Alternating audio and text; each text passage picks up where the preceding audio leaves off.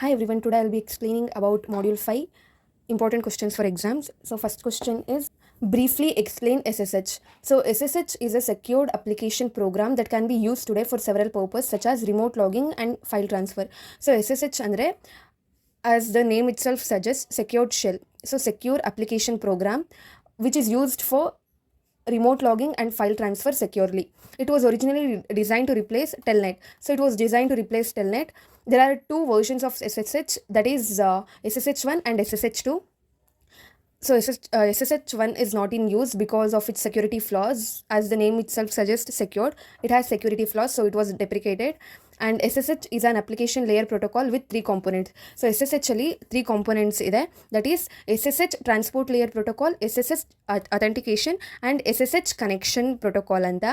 So that is above TCP and in between TCP and application ಇದು SSH ಇರೋದು for secured data transfer between transport layer TCP and application layer. Okay, TCP is nothing but TCP is in transport layer. So transport layer ಮತ್ತು application layer ಮಧ್ಯ secured ಆಗಿ data has to transfer ಅಂತ SSH ಇದೆ.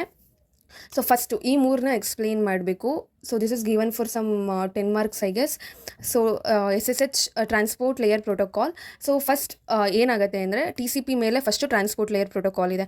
SSH first uses a protocol that create secured channel. So ಇಲ್ಲಿ first secured channel ಬರುತ್ತೆ. This new layer is an independent protocol. This is independent protocol when the procedure implementing this protocol is called. ಈ ಪ್ರೋಟೋಕಾಲ್ನ implement ಮಾಡೋ ಪ್ರೊಸೀಜರ್ನ call ಮಾಡಿದ್ರೆ the client and server first use TCP protocol. So ಇದನ್ನು call ಮಾಡಿದಾಗ, so if you call this, the client and server will implement this because ನೀವು secured ಚಾನಲ್ನ ಡೈರೆಕ್ಟಾಗಿ access ಮಾಡೋಕ್ಕಾಗಲ್ಲ. TCP is nothing but connection oriented ಅಲ್ವಾ. So connection oriented ಪ್ರೋಟೋಕಾಲಿಂದ connection establish ಆಗಬೇಕು. You will see that in module 4 I guess. Module 4ಅಲ್ಲಿ how connection is established ಅಂತ ನೋಡ್ತೀರಾ. ಇಲ್ಲಿ TCPಯಿಂದ ಫಸ್ಟು ಇನ್ಸೆಕ್ಯೂರ್ ಕನೆಕ್ಷನ್ ಎಸ್ಟಾಬ್ಲಿಷ್ ಆಗುತ್ತೆ. First use TCP protocol to establish insecure connection. Insecure connection established ಆದಮೇಲೆ several security parameters exchange ಆದಮೇಲೆ then you can go to on top of this SSH. Then they exchange several security parameters to establish secure channel on top of TCP. So ಯಾವಾಗ several parameters exchange ಆಗುತ್ತೆ ಅವಾಗ you can establish secure channel. First client and server will establish insecure channel. Then after exchanging parameters, that is security parameters. So ಆ security parameters ಯಾವುದು ಅಂತ ನೋಡ್ತೀವಿ. Privacy and confidentiality of message exchange. So message exchange ಆಗ್ತಿರೋದು TCP ಮತ್ತು SSH ಮಧ್ಯೆ. So privacy ಮತ್ತು confidentiality ಇರಬೇಕು. Data integrity which means that it is guaranteed that data or message exchange is not changed by intruder. That is a message ಏನು exchange ಆಗ್ತಿದೆ ಅದು intruder, that is middle man ಅಥವಾ middle agent ಜೊತೆ they can't intrude or it won't be changed ಅಂತ. So next we have server authentication, which means that client is now sure that server is one it claims to be. So authentication ಅಂದರೆ as we all know, ನೀವೇನಾದರೂ user name and password ಹಾಕಿದ್ರೆ if it is correct it is authenticated. So authentication ಅಂದರೆ ನೀವೇ ಅಂತ guarantee ಮಾಡುತ್ತೆ. ಇಲ್ಲಿ server ಅಥೆಂಟಿಕೇಷನಲ್ಲಿ client is now sure, ಕ್ಲೈಂಟ್ಗೆ ಗೊತ್ತಾಗುತ್ತೆ ಸರ್ವರೇ ಆಕ್ಸೆಸ್ ಮಾಡ್ತಿರೋದು ಅಂತ. So that is server authentication. Compression of message. So will compress the photos and videos to zip file, right? Just like that here compression of message will become, so which improves the efficiency of system and makes attack more difficult. So you have to keep these 4 things in mind, that is privacy, data integrity, server authentication and compression of message. Okay, so next we had SSH authentication protocol. So authentication andre you know, right? So authentication is nothing but client sends a request, it will examine ಇದು ಕ್ಲೈಂಟಾ ಅಲ್ವಾ ಅಂತ. ಅದು examine ಮಾಡಿದ ಆದಮೇಲೆ the data will be transferred. So this examine or verification whether it's a client or not is known as authentication. So authenticates the client for server after secure channel is established. So ಇಲ್ಲಿ transport layer ಪ್ರೋಟೋಕಾಲಲ್ಲಿ connection establish ಆದಮೇಲೆ client for server authenticate ಆಗುತ್ತೆ. Next client sends a request message to server. So client ಸರ್ವರ್ಗೆ first ಯಾವುದೇ ಸಿಸ್ಟಮಲ್ಲಾದರೂ client first ಸರ್ವರ್ಗೆ message ಕಳಿಸುತ್ತೆ. So client sends a request message to server containing, ಈ server ಕ್ಲೈಂಟಲ್ಲಿ ಏನೇನಿರುತ್ತೆ, user name, server name, authentication method, required authentication data. So user name ಇರುತ್ತೆ, server name ಇರುತ್ತೆ, ಯಾವ ಅಥೆಂಟಿಕೇಷನ್ ಮೆಥಡ್ ಅಂತ ಇರುತ್ತೆ, ಆಮೇಲೆ ಏನೇನು ಬೇಕು ಆ ಅಥೆಂಟಿಕೇಷನ್ಗೆ ಡೇಟಾ ಅದಿರುತ್ತೆ. Next server. So client request ಕಳಿಸಾದ್ಮೇಲೆ ಸರ್ವರು ರೆಸ್ಪಾಂಡ್ ಮಾಡುತ್ತೆ ಸಕ್ಸಸ್ಸಾ ಅಥವಾ ಫೇಲ್ಡಾ ಅಂತ. ಸೊ ಸಕ್ಸಸ್ ಮೆಸೇಜ್ ಅಂದರೆ confirms client authentication. So client proper ಪ್ಲೇಸಲ್ಲಿ ಹೋಗಿ ಡೇಟಾನ ಕೇಳ್ತಿದೆ ಅಂತ ಅಥೆಂಟಿಕೇಷನ್ ಅಂದರೆ. ನೆಕ್ಸ್ಟು ಫೇಲ್ಡ್ ಮೆಸೇಜ್ ಅಂದರೆ client must resend new authentication request. So authentication wrong ಇದೆ, ಯೂಸರ್ ನೇಮ್ ಅಥವಾ ಸರ್ವರ್ ನೇಮ್ ರಾಂಗ್ ಇದೆ, ಮತ್ತೆ ತಿರ್ಗಾ ಇನ್ನೊಂದ್ಸಲ ಕಳಿಸು ಅಂತ. So suppose in Instagram and all, if you give user name or password wrong, it will come there right, wrong password or user name ಅಂತ. So that is where authentication takes place. So authentication ಸರ್ವರ್ನ ಹೋಗಿ ಕೇಳ್ತಿರುತ್ತೆ, like ನೀವು ಇಲ್ಲಿ front end, that is client, ನೀವು ಅಲ್ಲಿ ಇನ್ಸ್ಟಾಗ್ರಾಮಲ್ಲಿ client, ನೀವು ಯೂಸರ್ ನೇಮ್ ಮತ್ತು ಪಾಸ್ವರ್ಡ್ನ ಹಾಕಿ ಲಾಗಿನ್ ಆಗೋದಕ್ಕೆ ರಿಕ್ವೆಸ್ಟ್ ಕೇಳ್ತಿರ್ತೀರಾ. ಆ್ಯಂಡ್ ಅಲ್ಲಿಂದ ರೆಸ್ಪಾಂಡ್ ಬರುತ್ತೆ. ನಿಮ್ಮ ಯೂಸರ್ ನೇಮ್ ಕರೆಕ್ಟ್ ಇದ್ದರೆ it will login, that success message ಆಗುತ್ತೆ. ಇಫ್ ಯೂಸರ್ ನೇಮ್ ರಾಂಗ್ ಇದ್ದರೆ client must resend authentication request. User name ಅಥವಾ ಪಾಸ್ವರ್ಡ್ ರಾಂಗ್ ಇದ್ದರೆ ನೀವು ಕರೆಕ್ಟ್ ಹಾಕಿ ತಿರ್ಗಾ ಮತ್ತೆ ಅಥೆಂಟಿಕೇಶನ್ ರಿಕ್ವೆಸ್ಟ್ನ ಕಳಿಸ್ತೀರಾ. So that is the real life example. Next SSH connection protocol. SSH connection ಪ್ರೋಟೋಕಾಲಲ್ಲಿ provides additional functionality after secure channel is established and both client and server are authenticated. So first ಏನಾಯಿತು, first secure channel establish ಆಯಿತು. Next SSH authentication ಪ್ರೋಟೋಕಾಲಲ್ಲಿ both client and server authenticate ಆಯಿತು. ಅದೆರಡು ಆದಮೇಲೆ SSH ಕನೆಕ್ಷನ್ಗೆ ಹೋಗುತ್ತೆ, ಅಲ್ಲಿ ಅಡಿಷನಲ್ ಫಂಕ್ಷನಾಲಿಟಿ ಬರುತ್ತೆ. Key feature multiplexing. So allows logical channel to be created over single secure channel. So multiple logic ಚಾನಲ್ಸ್ನ ಕ್ರಿಯೇಟ್ ಮಾಡೋದಕ್ಕೆ ಯೂಸ್ ಆಗುತ್ತೆ. Each logical channel can serve different purpose such as. So ಒಂದೊಂದು multiple logical channel create ಆಗಿರುತ್ತೆ ಅಲ್ವಾ ಒಂದು single secure ಚಾನಲ್ಗೆ. We can keep this in mind as like this. ಇದಿಷ್ಟು multiple channel, multiple logic channel, and here we have just single server or secure channel. So this multiple logic channel can be created over single secure channel. Okay, each logic can serve in this multiple logic channel alli each logic channel can serve different purpose such as remote logging, file transfer. ಒಂದೊಂದು ಕೆಲಸ, that is remote logging, file transfer ಮಾಡ್ಬೋದು. Next question we have, note on request message and response message format of HTTP. HTTP is nothing but hypertext transfer protocol. So HTTPಲಿ request message ಮತ್ತು response message format ಹೇಗಿದೆ ಅಂತ I will explain now. So you have to keep this in mind. Body. So for this trick is body. ನಾವು HTML ಪೇಜಲ್ಲಿ ಬರಿತೀವಿ ಅಲ್ವಾ body. So body ಅದಾದಮೇಲೆ ಒಂದು ಲೈನ್ ಬಿಡಿ, that is blank line. Next header line, will write head right like that header line. Next request line you can consider it as data or request you are sending because it is request message ಅಲ್ವಾ. So body, blank line, header line, request line. So ಬಾಡಿಯಲ್ಲಿ variable number of lines ಇರುತ್ತೆ. So in HTML we have seen in body we have variable number of lines ಅಲ್ಲ. You just keep that in mind. Variable number of line present only in some messages. ಸ್ವಲ್ಪ ಮೆಸೇಜಸಲ್ಲಿ ಮಾತ್ರ ಇರುತ್ತೆ. So blank ಲೈನಲ್ಲಿ it's just blank. I will explain this. Header ಲೈನಲ್ಲಿ ಇಷ್ಟು contain ಆಗಿರುತ್ತೆ, request ಲೈನಲ್ಲಿ ಇಷ್ಟು like all these parameters are considered. So request ಲೈನಲ್ಲಿ ಏನಾಗುತ್ತೆ ಅಂದರೆ ಮೆಥಡು ಸ್ಪೇಸ್, SP ಅಂದರೆ ಸ್ಪೇಸ್, URL ಇರುತ್ತೆ ಮತ್ತು ಸ್ಪೇಸ್, ವರ್ಷನ್, CR ಅಂದರೆ ಕ್ಯಾರಿಯೇಜ್ ರಿಟರ್ನ್, LF ಅಂದರೆ ಲೈನ್ ಫೀಲ್ಡ್. ಸೊ ಈ ಮೂರು ಅಬ್ಸರ್ವ್ ಮಾಡಿ, ಲಾಸ್ಟಲ್ಲಿ ಎಂಡ್ ಆಗ್ತಿರೋದು, ಟರ್ಮಿನೇಟ್ ಆಗ್ತಿರೋದು CRLF. Okay, so body you got to know variable number of lines only in some messages it will be present. Blank ಲೈನಲ್ಲಿ just ಏನೂ ಇರಲ್ಲ, CRLF ಟರ್ಮಿನೇಟ್ ಆಗ್ತಿದೆ ಅಂತ, terminate blank line that is blank. Request ಲೈನಲ್ಲಿ method ಇದೆ. Methods there are so many methods like get, put, post, trace ಅಂತ. First method request ಮಾಡಬೇಕಾದ್ರೆ first method send ಮಾಡ್ತೀವಿ, ಸ್ಪೇಸ್ URL ಅಂದರೆ ಲೈಕ್ index.html ಫೈಲ್ಸ್ ಆ ಥರ. ನೆಕ್ಸ್ಟು ತಿರ್ಗಾ space, ಆಮೇಲೆ HTTP ವರ್ಷನು ಯಾವ ವರ್ಷನಲ್ಲಿ ಇದೆ ಅಂತ, ದೆನ್ CRLF ಟರ್ಮಿನೇಟ್ ಮಾಡ್ತೀರಾ. ಹೆಡರ್ ಲೈನಲ್ಲಿ ಹೆಡರ್ ನೇಮ್ ಇರುತ್ತೆ first, colon, space, value, then terminate, that's it. Okay, next ರೆಸ್ಪಾನ್ಸ್ಗೂ ಅದೇ ಥರ ಒಂದು ಹೆಡರ್ ಇದೆ. ಸೊ ಇಲ್ಲಿ ಏನು ಚೇಂಜ್ ಆಗುತ್ತೆ ಅಂದರೆ ಅಲ್ಲಿ ರಿಕ್ವೆಸ್ಟ್ ಲೈನ್ ಇತ್ತು, ಇಲ್ಲಿ ಸ್ಟೇಟಸ್ ಲೈನ್ ಬರುತ್ತೆ. ಸ್ಟೇಟಸ್ ಲೈನಲ್ಲಿ ಅಲ್ಲಿ ಮೆಥಡ್ URL ವರ್ಷನ್ ಇತ್ತು, ಇಲ್ಲಿ ವರ್ಷನ್ ಸ್ಟೇಟಸ್ ಕೋಡ್ ಫ್ರೇಸ್ ಬರುತ್ತೆ. ವರ್ಷನ್ ಅಂದರೆ ಸೇಮ್ HTTP ಯಾವ ವರ್ಷನಲ್ಲಿದೆ ಅಂತ, ಸ್ಪೇಸ್ ಬಿಟ್ಟು ಸ್ಟೇಟಸ್ ಕೋಡ್. ಸೊ ಎಕ್ಸ್ಪ್ಲೈನ್ ಮಾಡ್ತೀನಿ ಸ್ಟೇಟಸ್ ಕೋಡ್ ಏನಂತ. SP ಮತ್ತು ಸ್ಪೇಸ್ ಬಂದು ಪ್ರೇಸ್. ಈ ಪ್ರೇಸ್ ಏನಂದರೆ ಈ ಸ್ಟೇಟಸ್ ಕೋಡ್ ಏನಿರುತ್ತೋ ಅದನ್ನು ಟೆಕ್ಸ್ಚುಯಲ್ ಫಾರ್ಮ್ಯಾಟಲ್ಲಿ ಇರುತ್ತೆ. ದಟ್ ಈಸ್ ಇಲ್ಲಿ ಏನೋ ಒಂದು ನಂಬರ್ ಇದ್ದರೆ ಆ ನಂಬರ್ ಏನು ಇಂಡಿಕೇಟ್ ಮಾಡುತ್ತೆ ಅನ್ನೋದು ಪ್ರೈಸಲ್ಲಿರುತ್ತೆ. Next terminate, CRLF. Next header line same, header name, colon, space, value, terminate, blank line that is CRLF and this. Okay, HTTP protocol defines the format of request and response message structure in 4 sections. So in previous also we saw 4 sections, here also we have 4 sections.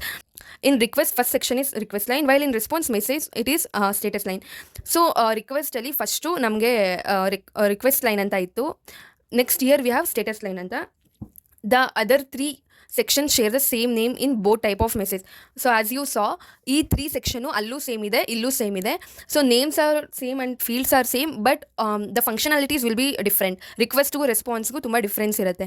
So request ಮೆಸೇಜಲ್ಲಿ HTTP message begins with request line that contain 3 field, method URL version separated by spaces terminated with carriage return and line field. As you saw, same ಏನು ನೋಡಿದ್ರೆ ಅದನ್ನು explain ಮಾಡಬೇಕು. Methods define the request type. So ಯಾವ type of request ಕಳಿಸ್ತಿದ್ದೀರಾ ಅಂತ method ಹೇಳುತ್ತೆ. So ಇಷ್ಟು methods ಇದೆ. So you can just keep some 5 to 4 things in mind. Get ಅಂದರೆ ರಿಟ್ರೀವ್ ದ ಡೇಟಾ ಅಂತ, ಹೆಡ್ ಅಂದರೆ ರಿಟ್ರೀವ್ ಮೆಟಾ ಡೇಟಾ ಅಂತ, ಪುಟ್ ಅಂದರೆ uploads new web page to server, full web ಪೇಜ್ನೇ ಅಪ್ಲೋಡ್ ಮಾಡ್ತಿದ್ದೀರಾ. ಪೋಸ್ಟ್ ಅಂದರೆ ಇರೋ ವೆಬ್ ಪೇಜ್ಗೆ some content you modify, send data to modify or add to web page. Trace ಅಂದರೆ ಆಸ್ ಯೂಶುವಲ್ ಡಿಬಗ್ ಮಾಡೋದು. Delete ಅಂದರೆ ಡಿಲೀಟ್ ಅ web page. Connect ಅಂದರೆ reserved for proxy server use. Options retrieve properties of web page. Next URL ಇತ್ತು ಅಲ್ವಾ, first method ಇತ್ತು. ಆಮೇಲೆ URL specifies the address and name of web page, that is index.html or something.html ಆ ಥರ.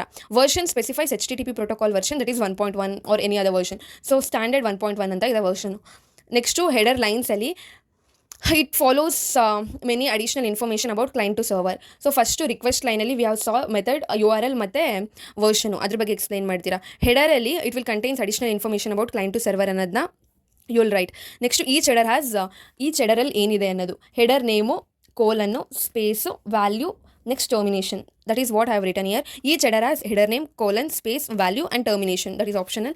So header name, so accept language, date, cookie, upgrade. So keep this in mind just for content. So request message ಆಯಿತು, ಇದು response message. It consist of status line, header line, blank line, body. So same 4 content ಏನಿತ್ತು ಅದು.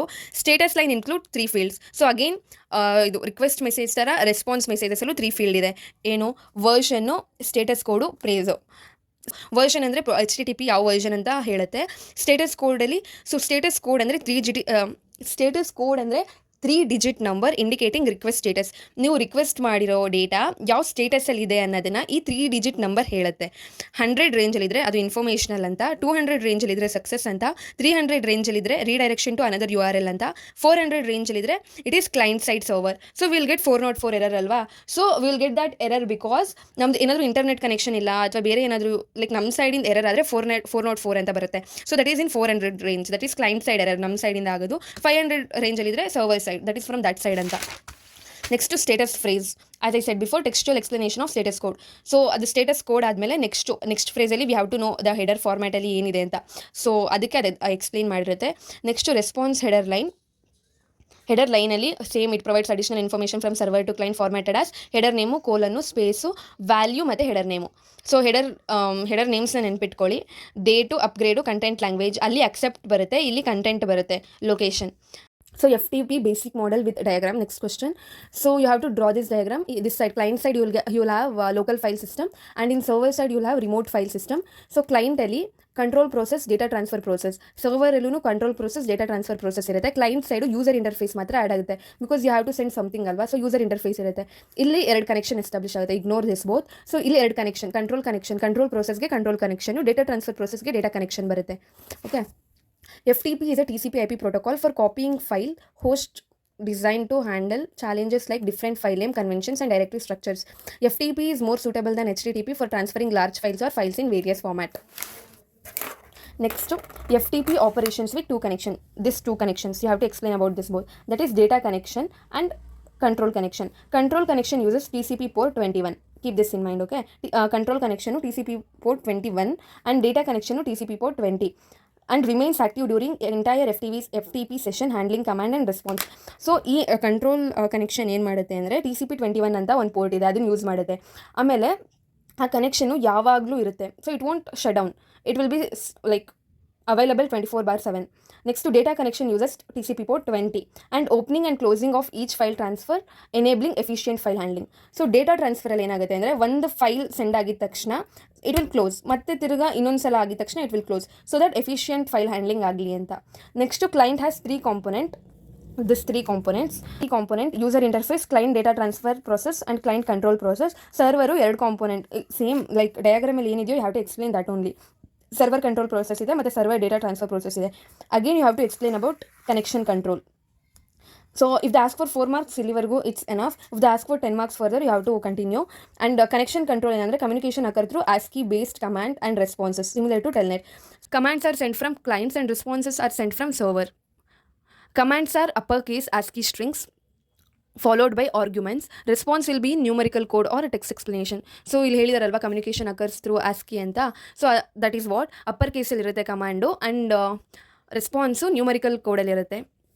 Data connection. So data connection is initiated by client. First data connection ಆಗಬೇಕು ಅಂದರೆ ಕ್ಲೈಂಟೇ first initiation ತೊಗೊಳ್ಳೋದು. Client uses port command to notify server of port. So client port ಅನ್ನೋ ಕಮಾಂಡ್ನ use ಮಾಡುತ್ತೆ ಅದಕ್ಕೆ ಸರ್ವರ್ಗೆ ನೋಟಿಫೈ ಮಾಡೋದಕ್ಕೆ. Server opens the connection by using port 20. So as I said earlier, data ಕನೆಕ್ಷನ್ನು ಪೋರ್ಟ್ ನಂಬರ್ 20 ಯೂಸ್ ಮಾಡುತ್ತೆ. So ಅದೇ port number 20 use ಮಾಡಿ server opens the connection using port 20. Data ಕನೆಕ್ಷನಲ್ಲಿ ಸರ್ವರ್ ಓಪನ್ ಆಗಬೇಕು ಅಂದರೆ ಪೋರ್ಟ್ ನಂಬರ್ 20 ಇರಬೇಕು. There are 3 attributes of communication, that is file type. ಯಾವ file type ಅಂತ, ASCII ಟೈಪಾ, EBCDIC ಟೈಪಾ ಆರ್ ಇಮೇಜ್ ಸೆಂಡ್ ಆಗ್ತಿದೆಯಾ ಅಂತ. ಡೇಟಾ ಸ್ಟ್ರಕ್ಚರಲ್ಲಿ file structure, record structure or page structure. Transmission ಮೋಡಲ್ಲಿ stream mode, block mode or compressed mode. ಇಷ್ಟು ನೆನ್ಪಿಟ್ಕೊಳ್ಳಿ. Next architecture of email. So ಇದು 6 marks ಆರ್ 10 marks ಕೇಳ್ಬೋದು. Architecture of email are one way transaction and responses are optional. So ನೀವು ಯಾರಿಗಾದ್ರೂ emails ಕಳಿಸಿದ್ರೆ responses are optional, right? So that is also separate one way transaction. You have to understand this diagram first, okay? So UA, user agent. QA ಅಂದರೆ MTA ಅಂದರೆ message transfer agent, client. So when someone sends the message ಅದು ಕ್ಲೈಂಟ್ಗೆ ಹೋಗೋದು, that is client is requesting ಅಲ್ವಾ. Client is sending data to server. So MTA client sends data to MTA server. First client ಸರ್ವರಿಗೆ data ಕಳಿಸುತ್ತೆ. ಇಲ್ಲಿ spool ಅಂತ ಒಂದು ಬರುತ್ತೆ. ಈ server it will go to this spool and MTA ಕ್ಲೈಂಟಿಗೆ it will send again over the internet. This MTA client will send to MTA server. Internet ಆಮೇಲೆ boxes. ಈ ಬಾಕ್ಸಸ್ಸಲ್ಲಿ ಹೋಗ್ಬಿಟ್ಟು ಮೆಸೇಜಸ್ ಎಲ್ಲ ಲೈಕ್ QL ಹೇಗೆ ಸ್ಟೋರ್ ಆಗುತ್ತೋ ಹಾಗೆ ಸ್ಟೋರ್ ಆಗಿರುತ್ತೆ. MAA server, this is sender side server. Message access agent. ಇಲ್ಲಿ ಮೆಸೇಜ್ ಟ್ರಾನ್ಸ್ಫರ್ ಏಜೆಂಟ್ ಇದೆ, ಇಲ್ಲಿ ಮೆಸೇಜ್ ಆಕ್ಸೆಸ್ ಸರ್ವರ್ ಇದೆ. So transfer and access, user side transfer ಆಗುತ್ತೆ, ರಿಸೀವರ್ ಸೈಡು ಆಕ್ಸೆಸ್ ಮಾಡ್ತಾರೆ. MTA client, MTA server, MTA client, MTA server. There are 2 sets of this, MTA client, MTA server, MTA client, MTA server. Next ಇಲ್ಲಿ MAA server, MAA client. So ಇದರೊಳಗಡೆ always you will have a MAA server only. Server to client ಅಲ್ವಾ ಹೋಗಬೇಕಾಗಿರೋದು, like response or any message. So server to client ಹೋಗ್ತಿದೆ ಇಲ್ಲಿ. Then again user agent. ಇಲ್ಲಿ receiver side user ಇರ್ತಾರೆ, ಇಲ್ಲಿ sender side user ಇರ್ತಾರೆ. Hope you got this. Next that explanation same thing. UA user agent handles composing, receiving or replying and forwarding messages. Types ಎಷ್ಟು types ಇದೆ ಅಂತ, command driven ಅಂತ ಇದೆ, GUI based ಇದೆ. Next MTA ಅಂದರೆ message transfer agent, handle sending message data between mail server using SMTP protocol. So transfer agent ಅಂದ್ರೆ ಏನಾದರೂ send ಮಾಡ್ತಿದೆ ಅಂತ. So it sends the message between mail servers, okay. Operates as push mechanism. So transfer agent will push the message, okay. ಆ ಥರ ನೆನ್ಪಿಟ್ಕೊಳ್ಳಿ. MAA message access agent. Message access agent ಅಂದರೆ ಮೆಸೇಜ್ನ access ಮಾಡಬೇಕು, it has to retrieve the message from mail server ಅಲ್ವಾ. So MTA push ಮಾಡಿದೆ MAA like ಮೇಲ್ ಸರ್ವರ್ಗೆ, ಈ MAA ರಿಟ್ರೀವ್ ಮಾಡಬೇಕು ಮೆಸೇಜ್ನ. So it will retrieve through pull mechanism. ಇಲ್ಲಿ ಪುಷ್ ಮೆಕ್ಯಾನಿಸಮ್ ಆಗುತ್ತೆ MTAಲಿ, MAAಲಿ ಪುಲ್ ಮೆಕ್ಯಾನಿಸಮ್ ಆಗುತ್ತೆ. ನೆಕ್ಸ್ಟು ಇದು 6 marks ಕೇಳಿದ್ರೆ ಇಷ್ಟು ಸಾಕು, 10 marks ಕೇಳಿದ್ರೆ ಇನ್ನೂ ಕಂತೆ ಪುರಾಣ ಎಲ್ಲ ಬರೀಬೇಕು. Mail sending process. Mail includes sender or receiver envelope and message, header ಮತ್ತು ಬಾಡಿ. ಈ ಹೆಡರ್ ಏನಂದರೆ, header include sender, recipient, subject and additional details. So first will see ಅಲ್ಲ, ಯಾರಿಂದ ಯಾರಿಗೆ ಏನು, ಅದೇ sender, recipient, subject. Body contains actual content to be read. Mail receiving process ಅಂದರೆ mail sending ಆಯಿತು, ಮೇಲ್ ಸೆಂಡಿಂಗಲ್ಲಿ ಹೆಡರ್ ಮತ್ತು ಬಾಡಿ ಬಗ್ಗೆ ಹೇಳ್ತೀರಾ. ನೆಕ್ಸ್ಟು ಮೇಲ್ ರಿಸೀವಿಂಗ್ ಪ್ರಾಸೆಸಲ್ಲಿ user agent will inform user about new mail. So mail ರಿಸೀವಿಂಗಲ್ಲಿ ಈ ಯೂಸರ್ ಏಜೆಂಟ್ ಏನಿರುತ್ತೋ ಯೂಸರ್ಗೆ it will say like new mail ಬಂದಿದೆ, ಯು ಹ್ಯಾವ್ ಟು ಓಪನ್ ಅಂತ. So it's like notification. So user select message to view that content. So user will select that mail content and he will read that. Next we have email address. So as we all know, email address, and email address uniquely identifies a user on internet. So there are unique mail IDs. So username should not be repeated in mail. So it is separated, first part and separate part anta. At admele irad one part, atginta munche irad one part. Local part comes before at. Local part ಮತ್ತೆ domain part ಅಂತ divide ಆಗಿದೆ. Local part that is they are saying your name or organisation names as local part ಅಂತ. And after that ಬರೋದನ್ನ domain part ಅಂತ ಕರೀತಾರೆ. Identifies user mail box on mail server. So it identifies user mail. So if your name is some xyz person, xyz@gmail.com, so ಆ xyz ನೀವೇನೆ ಅಂತ it will identify. Okay, so because it is unique ಅಲ್ವಾ, ಇನ್ನೊಂದು xyz ಇರೋಕ್ಕೆ ಸಾಧ್ಯ ಇಲ್ಲ. So it will identify your user mailbox chosen by user or organization and can contain letter number, so you can see. And the domain name ಅಲ್ಲಿ it comes after at, identifies mail server, that is ಯಾವ server ಅಂತ. So Gmail is one server, Yahoo is one server. So gmail.com ಅಂದರೆ it is a gmail.com is a server, and ಅದನ್ನು ಅದು identify ಮಾಡುತ್ತೆ domain, ಅದನ್ನು ಅದು identify ಮಾಡುತ್ತೆ domain name ಮತ್ತು ಯಾವ ಡೊಮೈನ್ ನೇಮ್ ಅಂತ. ಓಕೆ, ಅಷ್ಟೇ. So in this you have to keep this 3 things in mind. User agent ಅಂದರೆ ಏನು, MTA ಅಂದರೆ ಏನು, MA ಅಂದರೆ ಏನು, ಇದಿಷ್ಟ್ರ ಬಗ್ಗೆ ಬರೀತೀರಾ. Next like further extended mail sending process, mail receiving process, ಆಮೇಲೆ ಇಮೇಲ್ ಅಡ್ರೆಸ್ ಬಗ್ಗೆ ಬರೀತೀರಾ. So the next question is recursive and iterative resolution mechanism ಅಂತ. So iterative and resolution mechanism ಇದು DNSL ಬರುತ್ತೆ, that is domain name system. I will explain this in short. So ನೀವು ಸುಮ್ಮನೆ ಇದನ್ನು ನೋಡಿದ್ರೆ ಯು ವಿಲ್ ಗೆಟ್, ಇದು ಸ್ವಲ್ಪ ಕಷ್ಟ ಇದೆ ಅನಿಸುತ್ತೆ. ಸೊ ಆಬ್ಜೆಕ್ಟಿವ್ ಏನಂದರೆ ಇದ್ರದ್ದು to find correct IP address for domain name. So ಇವಾಗ ನೀವು ಎಲ್ಲಾದರೂ ಹೋಗಿ ಸಮ್ ವೆಬ್ ಪೇಜಲ್ಲಿ ಹೋಗ್ಬಿಟ್ಟು ವೆಬ್ ಬ್ರೌಸರಲ್ಲಿ ಇಫ್ ಯು ಟೈಪ್ google.com ಅಂತ ಸರ್ಚ್ ಮಾಡಿದರೆ, how the web page will know that google.com ಅಂದರೆ ನೀವು ಅದೇ ಬ್ರೌಸರ್ನ ಹುಡುಕ್ತಿದ್ದೀರಾ ಅಂತ. ಕಾಸ್ ಒಂದೊಂದು ಡೊಮೈನ್ಗೂ ಒಂದೊಂದು IP ಅಡ್ರೆಸ್ ಇರುತ್ತೆ. Those IP address will be specified by this names. Okay, so ಇವಾಗ ಗೂಗಲ್ಗೆ ಒಂದು IP ಅಡ್ರೆಸ್ ಇರುತ್ತೆ, ದಟ್ ಈಸ್ 192.13.10.11 ಅನ್ನೋ ಥರ ಏನಾದರೂ. So every time you can't keep this IP address in mind and you can't go and type there in web browser. So ಪ್ರತಿಯೊಂದಕ್ಕೂ ಅಮೆಝಾನ್ಗೂ ಇದೇ ಥರ ಯಾವುದೋ IP address, of course it will be unique. Facebook ಒಂದಿರುತ್ತೆ, ಇನ್ಸ್ಟಾಗ್ ಒಂದಿರುತ್ತೆ. So every time you can't go and search IP address, or you can't even remember IP addresses of all domains. So ಈ ಡೊಮೈನ್ಸ್ಗೆ they have given certain name, that is domain name ಅಂತ, that is Google. Okay, or any other websites. So recursive resolution do search and IP address will be obtained. ನೀವೇನಾದರೂ ಹೋಗಿ ಇವಾಗ ಆ ಬ್ರೌಸರಲ್ಲಿ ಒಂದು domain name ಹಾಕಿದ್ರೆ it will go and search for IP address of that domain. Okay, ಆ IP address of domain ಸಿಕ್ಕಿದ ಮೇಲೆ it will show the content. It's like that. ಇವಾಗ you will understand this. So first source ನಿಮಗೆ ಬೇಕು ಇವಾಗ IP address. So source ಕಳಿಸ್ತೀರಾ first, like query, you will send the query ಯಾವುದಾದ್ರೂ google.com ಅಂತ you will send. Okay, domain name ಕಳಿಸ್ತೀರಾ. Domain name local ಸರ್ವರ್ಗೆ ಹೋದ್ಮೇಲೆ ಈ local server will not know the IP address, it will forward to root server. So root ಸರ್ವರ್ಗೆ forward ಆದಮೇಲೆ it will also not know the IP address, ಅದು top level domain ಸರ್ವರ್ಗೆ ಕಳಿಸುತ್ತೆ, that is .com ಸರ್ವರ್ಗೆ.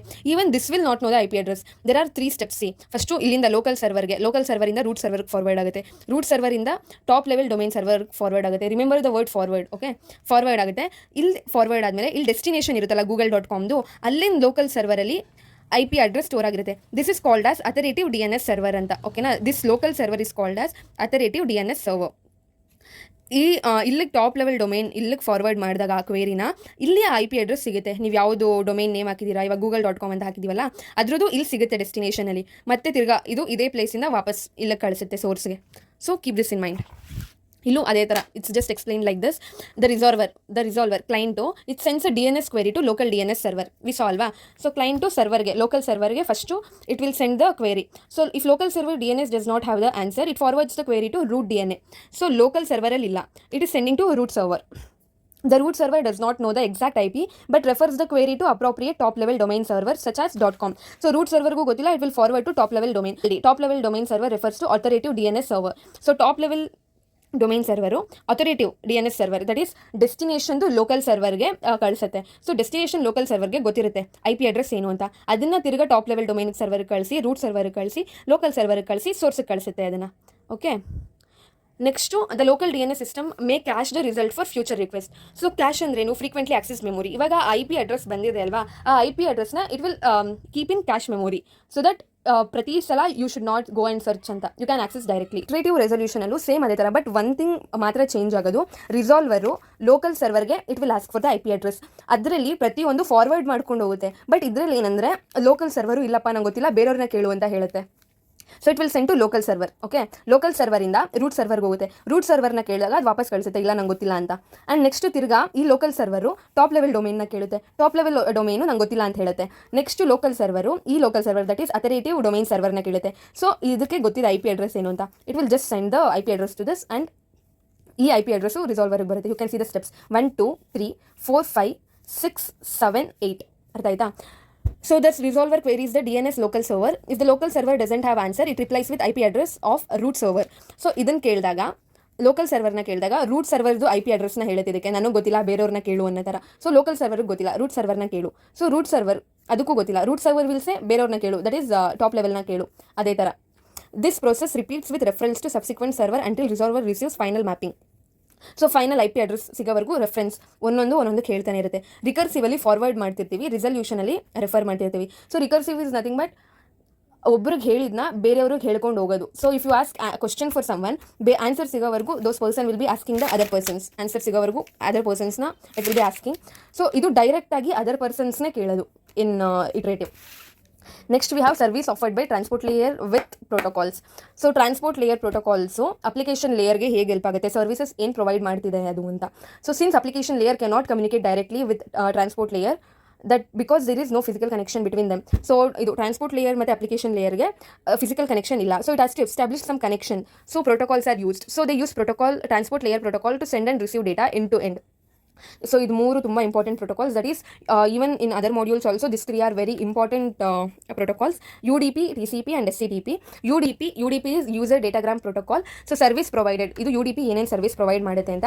ಕನೆಕ್ಷನ್ಲೆಸ್, ಇದರಲ್ಲಿ ಸಿ ಇಲ್ಲ, so it is connectionless and it is unreliable. Unreliable ಅಂದರೆ so data ಅಲ್ಲಿಗೆ ಡೆಲಿವರಿ ಆಗುತ್ತಾ ಇಲ್ವಾ ಅಂತ ಗ್ಯಾರಂಟಿ ಇರಲ್ಲ. And message oriented. So it is message oriented. That is message oriented ಅಂದರೆ ಒಂದು data will be divided into different packets, independent packets. ಅದು ಆ ಮೆಸೇಜಸ್ನ ಸೆಂಡ್ ಮಾಡುತ್ತೆ. Each message is independent. ಈ ಮೆಸೇಜ್ ಓರಿಯೆಂಟೆಡ್ನ ಇಲ್ಲಿ ಎಕ್ಸ್ಪ್ಲೇನ್ ಮಾಡಿದ್ದಾರೆ. Each message is independent with no logical connection between packets. ಒಂದು ಮೆಸೇಜು ಇಂಡಿಪೆಂಡೆಂಟ್ ಆಗಿ ಪ್ಯಾಕೆಟ್ಸ್ ಆಗಿ ಡಿವೈಡ್ ಆದಾಗ there will be no logical connection between those packets. Okay, suitable for application prioritizing simplicity and speed over reliability. So ಇದ್ರಲ್ಲಿ ಒಂದು data packet lose ಆದ್ರೂ the exact data will not be transmitted. So that is known as reliability. Suitable for application, ಯಾವುದು application simplicity ಮತ್ತು ಬೇಗ fast ಆಗಿರೋ service ಬೇಕು ಅಂತ ಅನಿಸುತ್ತೋ ಅದು UDPಗೆ ಆಪ್ಟ್ ಆಗುತ್ತೆ. TCP, transmission control protocol. So since we have you can keep this in mind as connection oriented, provides connection oriented, reliable and byte stream services, uses a handshake to establish communication. So there is a technique called handshake, 3-way, 2-way handshake communication. So it uses handshake to establish communication parameter, ensures data continuity through byte stream remembering and supports byte stream numbering and supports flow and congestion control. ಸೊ ಇದರಲ್ಲಿ data packet ಹೇಗೆ independent ಆಗಿ divide ಆಗುತ್ತೋ like it is completely different from that. ಇಲ್ಲಿ continuous byte stream ಆಗಿ data will be delivered. Suitable for application requiring long message and reliability, but it lacks message oriented boundaries.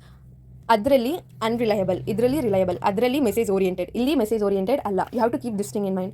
SCTP ಅಂದರೆ it combines both TCP and UDP, offering connection oriented, reliable and message oriented. As I shed, connection oriented ಮತ್ತು ರಿಲಯಬಲ್ಲು TCP property and message oriented is UDP property. So it combines both TCP ಮತ್ತು UDP properties. Support multi stream for multi layer network. Suitable for application needing reliability and multi-streaming capabilities. Next we have client-server paradigm and peer-to-peer paradigm. This is they have given this as differentiate.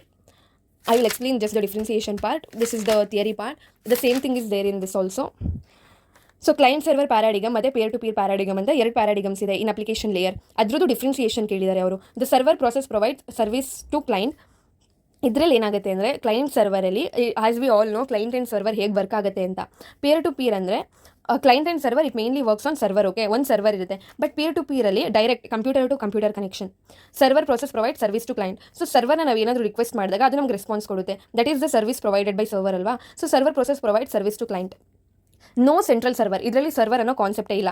Responsibilities are distributed among peers. Here we have roles are distinct. Clients and server are separate. So roles client ಮತ್ತು ಸರ್ವರ್ದು same ಇರಲ್ಲ, they will be different. ಇಲ್ಲಿ each computer access both provider and consumer even simultaneously. ಎರಡು computers like it will B producer and consumer at the same time. But ಇಲ್ಲಿ server ಬೇರೆ ಥರ act ಆಗುತ್ತೆ and client ಬೇರೆ ಥರ work ಆಗುತ್ತೆ. Here server runs continuously waiting for request. Suppose if you are browsing something, as soon as you browse you will get the answer, right? So that is what server runs continuously waiting for request. Ad wait ಮಾಡ್ತಿರುತ್ತೆ, you have to input something anta. So there is no always on server. Illi ಆ ಥರ ಇರಲ್ಲ because there is no concept of server. Peers join and leave. They can join and they can leave. Peers are nothing but the computers. Clients request service from central server. That is one server ಇರುತ್ತೆ, ಅದರಿಂದ clients request ಮಾಡ್ತಾರೆ. Device communicate with each other directly. ಇದರಲ್ಲಿ direct communications ಆಗುತ್ತೆ. So centralized load on server. Load is distributed among peers. High cost due to server power and maintenance. ಇದು ತುಂಬ cost ಬೇಕಾಗುತ್ತೆ, ಇದು cost effective. ಇದು example Gmail and Outlook, and ಇದಕ್ಕೆ example BitTorrent file sharing between computers directly. Next, we have explain about web document and HTTP. So this is so simple. Web document andre web document is classified into 3 types: static document, dynamic document ಮತ್ತೆ active document ಅಂತ 3 types ಇದೆ. Static document ಅಂದ್ರೆ you cannot change anything in static things. Okay, static ಅಂದ್ರೆ ಅದೇನೆ fixed content document stored. So fixed ಆಗಿರುತ್ತೆ, ಏನು change ಮಾಡೋಕ್ಕಾಗಲ್ಲ. Characteristics ಏನಂದ್ರೆ content is determined at creation and cannot be altered by users. So ನೀವೇನಾದರೂ static document ಅಲ್ಲಿ ಹಾಕಿದ್ರೆ ಫಸ್ಟೇ ಸ್ಟಾರ್ಟಿಂಗ್ಗೆ ಇಟ್ ವಿಲ್ ಬಿ ಡಿಟರ್ಮೈಂಡ್ ಏನಿರಬೇಕು ಅಂತ, ಆ್ಯಂಡ್ ಯೂಸರ್ ಅಂದರೆ ನೀವು or one person who are using that cannot be changed. Example, so if you get calendar of event or restaurant menu, you can't change that, right? So that is that. And technologies are HTML, XML, XSL and XHTML. Dynamic document ಅಲ್ಲಿ created by server, ಇದನ್ನ ಸರ್ವರೇ create ಮಾಡುತ್ತೆ in real time upon browser's request. ಇದೇನಂದ್ರೆ video, so video ವೆಬ್ಸೈಟ್ಗೆ ಹೋದ results, if you put your USN and CAPTCHA, you will get the results, right? So if you put other person's USN and CAPTCHA, you will get the different results. Server is changing there dynamically. That is, ನಿಮ್ಮ USN ಹಾಕಿದ್ರೆ ನಿಮ್ದು ಬರುತ್ತೆ, ಬೇರೆಯವ್ರದ್ದು ಹಾಕಿದ್ರೆ ಬೇರೆದು ಬರುತ್ತೆ. So server is giving different answers there. That is what dynamic is. So static ಅಲ್ಲಿ ಹಂಗಾಗಲ್ಲ. Characters content varies with each request. So if you are giving your USN as a request, it will give your result. Servers run a program to generate content dynamically. So there will be a program, and that program ಗೆ it will give result or USN as your USN. ಅವಾಗ like continuous ಆಗಿ change ಆಗ್ತಿರುತ್ತೆ. V all know how coding works ಅಲ್ಲ. So ಆ question mark ಪ್ಲೇಸಲ್ಲಿ ಹೋಗ್ಬಿಟ್ಟು ನಿಮ್ಮ USN ಆಗುತ್ತೆ, ನೆಕ್ಸ್ಟ್ ಬೇರೆಯವ್ರ USN ಆಗುತ್ತೆ, ಆ ಥರ. ನೆಕ್ಸ್ಟು ಆಕ್ಟಿವ್ ಡಾಕ್ಯುಮೆಂಟಲ್ಲಿ require script or program to run at client side. So ಇಲ್ಲಿ ಸರ್ವರ್ ಸೈಡು, ಇಲ್ಲಿ client side. Okay, client side. Next characteristic content is use for application like animations or user interaction. So ಇಲ್ಲಿ animations ನಿಮ್ಗೆ ಯಾವ್ದು ಬೇಕೋ ಅದ್ರ ಪ್ರಕಾರ ನೀವು change ಮಾಡ್ಕೊಬೋದು, ಆ ಥರ. ಇಲ್ಲಿ you have to keep in mind, server ಇಲ್ಲಿ client side. Next program is executed on client side, ಇಲ್ಲಿ ಸರ್ವರ್ ಸೈಡಲ್ಲಿ. So the techs used are Java applets ಮತ್ತು ಜಾವಾ ಸ್ಕ್ರಿಪ್ಟ್ಸ್. ಸ್ಟಾಟಿಕಲಿ ಫಿಕ್ಸ್ಡ್ ಆಗಿರುತ್ತೆ, dynamically code on server, actively code on client. ಇದರಲ್ಲೇ we have 3 types. If they ask for some 4 marks, you can just write those, active, dynamic, static. Further, if they ask for 10 marks, you should write this also. HTTP, that is Hypertext Transfer Protocol. HTTP is used to define how the client server programs can be written to retrieve the web page, that is communication between both client and the server. And HTTP client sends a request, client yavagu request send ಮಾಡ್ತಾರೆ, and HTTP servers returns a response. So server ಯಾವಾಗಲೂ response ನ return ಮಾಡುತ್ತೆ. So server uses port number 80, the client uses temporary port number. Hypertext and multiple request ಅಂತ ಇದೆ. A web page consists of multiple objects. So ಒಂದು web page ಅಂತ consider ಮಾಡಿದರೆ there will be so much of objects. Text ಇರುತ್ತೆ, ಬೇರೆ ಒಂದು ಇನ್ನೊಂದು ಯಾವುದೋ URL ಇರುತ್ತೆ, ಇಮೇಜ್ ಇರುತ್ತೆ. To load one web page the browser should send multiple HTTP request. Okay, so ಒಂದು ವೆಬ್ ಪೇಜ್ನ ನೀವೇನಾದರೂ ಓಪನ್ ಮಾಡ್ತಿದ್ದೀರಾ ಅಂದರೆ ಅದಕ್ಕೆ ಮಲ್ಟಿಪಲ್ HTTP ರಿಕ್ವೆಸ್ಟ್ ಕಳಿಸಬೇಕು. So server will also send multiple responses. If objects are on different server, request go to each server. So ನೀವು ಅಲ್ಲಿ ಒಂದು ಏನೋ URL ಕೊಟ್ಬಿಟ್ಟು, like if you say to go to other different server, so request will also go to the different servers. TCP connection ಅಂತ ಇದೆ. TCP ಕನೆಕ್ಷನಲ್ಲಿ it is for reliable connection. We know TCP ಅಂದರೆ reliable connection. Data will be transmitted ಪಕ್ಕಾ, guaranteed data. Objects on different servers, object ಎರಡಿದೆ ಅದರಲ್ಲಿ. Object on different server, suppose if you are URL ಕೊಟ್ಬಿಟ್ಟು different ಸರ್ವರ್ಗೆ ಹೋಗು ಅಂತ refer ಮಾಡ್ತಿದ್ರೆ ಅವಾಗ ನ್ಯೂ ಕನೆಕ್ಷನ್ ಎಸ್ಟಾಬ್ಲಿಷ್ ಆಗುತ್ತೆ. ಓಕೆನಾ, ಬಟ್ ಅದೇ ಸರ್ವರಲ್ಲಿ ಇದ್ದರೆ ಪರ್ಸಿಸ್ಟೆಂಟ್ ಮತ್ತು ನಾನ್ ಪರ್ಸಿಸ್ಟೆಂಟ್ ಅಂತ ಇದೆ. So 1 TCP for 1 object, 1 TCP establish ಆಗುತ್ತೆ 1 ಆಬ್ಜೆಕ್ಟ್ಗೆ. ಪರ್ಸಿಸ್ಟೆಂಟಲ್ಲಿ 1 TCP ಫಾರ್ ಆಲ್ ಆಬ್ಜೆಕ್ಟ್, ಎಲ್ಲ ಆಬ್ಜೆಕ್ಟ್ಗೂ ಒಂದೇ ಪರ್ಸಿಸ್ಟೆಂಟ್ ಅವ್ರ 1 TCP. ನೆಕ್ಸ್ಟ್ HTTP ವರ್ಷನ್ ಅಂತಿದೆ. HTTP ಪ್ರೀ 1.1 ಅಂದರೆ ಈ ಪ್ರೀ 1.1 ನಾನ್ ಪರ್ಸಿಸ್ಟೆಂಟ್ನ ಯೂಸ್ ಮಾಡುತ್ತೆ. Or HTTP 1.1 and beyond, that is use persistent by default. So what you have to keep in mind is web ಡಾಕ್ಯುಮೆಂಟಲ್ಲಿ 3 types: ಸ್ಟಾಟಿಕ್, ಡೈನಮಿಕ್, ಆಕ್ಟಿವ್. HTTPಲಿ client ಮತ್ತು server ಏನು ಮಾಡುತ್ತೆ, hyper text and multiple request ಏನು, TCP connection ಏನು. HTTP ವರ್ಷನಲ್ಲಿ 2 ಇದೆ, pre 1.1 ಮತ್ತು 1.1 ಆ್ಯಂಡ್ ಬಿಯಾಂಡ್ ಅಂತ. ಅದೇನು ಅಂತ. Next we have MIME, multipurpose internet mail extension. You have to keep this diagram in mind. MIME ಏನು ಅಂದರೆ, ಫಸ್ಟ್ ಇವಾಗ like when email was first ಯಾವಾಗ ಇಂಟ್ರೊಡ್ಯೂಸ್ ಆಗಿತ್ತು ಆವಾಗ file transfer or other media like video audio ಎಲ್ಲ transfer ಮಾಡೋಕ್ಕಾಗ್ತಿರ್ಲಿಲ್ಲ. ಅದಕ್ಕೆ MIME ಅಂತ ಒಂದು ಬಂತು. That is it overcomes email limitations. ASCII only ಫಾರ್ಮ್ಯಾಟಲ್ಲಿತ್ತು ಫಸ್ಟು. ಇವಾಗ it is in 7-bit NVT ASCII. Adu MIME, it supports 7-bit NVT ASCII so that we can send other medias also. So functionality converts, first we'll see the purpose, overcomes email limitations as I said, supports non-ASCII data. Apart from ASCII, it also supports the non-ASCII data, that is different language, Kannada, Hindi, Japanese, all that, binary files, multimedia. So functionality ಏನಂದರೆ converts non ASCII to NVT ASCII for transmission. So first user agent ಮೈಮಿಗೆ send ಮಾಡ್ತಾರೆ. So user agent non ASCII code ಫಾರ್ಮ್ಯಾಟಲ್ಲಿ ಇರುತ್ತೆ ಯಾವಾಗೂ text. So non ASCII code ಫಾರ್ಮ್ಯಾಟಲ್ಲಿ ಇರೋದು 7-bit NVT ASCII ಆಗುತ್ತೆ. So 7-bit NVT ASCII ಆದಮೇಲೆ email system. So this is the email system. Sender side email ಸಿಸ್ಟಮ್ಗೆ ಹೋಗುತ್ತೆ. ಇಲ್ಲಿ ರಿಸೀವರ್ ಸೈಡ್ ಇಲ್ಲೂ ಅಷ್ಟೇ. This is like encapsulation or encryption. So 7-bit NVT ASCII ಇಲ್ಲೂ ಅಷ್ಟೇ ಹಾಗೆ ಇರುತ್ತೆ. ಮತ್ತು ಮೈಮ್ಗೆ ಬರುತ್ತೆ. ಮೈಮಿಗೆ ಬಂದಮೇಲೆ non ASCII code like it will be again converted to non-ASCII ಮತ್ತು ಯೂಸರ್ ಏಜೆಂಟ್ ಹತ್ರ ಬರುತ್ತೆ. That is Bob. So these two are the persons communicating the message, Alice and Bob. Converts ASCII back to original format at receiver's end. Application is enabled sending multimedia and international. So enables sending multimedia and international language content through mail. Send attachments without MIME illa andre email would be still text only. So there are 5 MIME headers. So if they ask for some 10 marks, you have to write this also. So 5th module we have so much of content. You just keep this headings in mind so that you can fill in the contents. So MIME do 5 headers ide. Those headers are MIME version, content type, content transfer, content ID, content description. So MIME version admele you can keep it in mind as TTID. So transfer, content transfer, content type, content ID and the content description anta.